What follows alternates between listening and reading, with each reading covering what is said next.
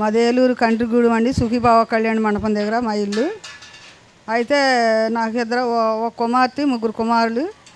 రెండో కుమారుడు భార్యకి పెళ్ళయి 3 సంవత్సరాల వరకు బిడ్డలు పుట్టలేదు. బిడ్డలు పుట్టకపోతే నేను అనుకున్నాను, అప్పుడు టీవీలో వాక్యం చూసుకుంటా అక్కడ ప్రార్థనకి వెళ్ళేదాన్ని.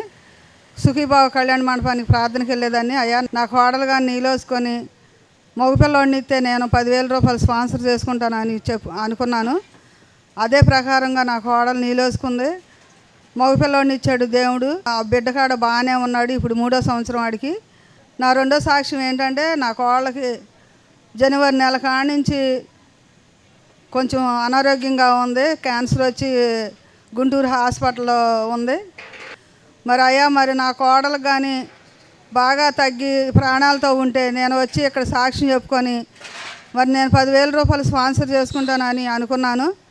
మరి అదే ప్రకారంగా 10,000 రూపాయలు తెచ్చాను. ఇప్పుడు నా కోడలు ఆరోగ్యం కొంచెం కుదటపడింది.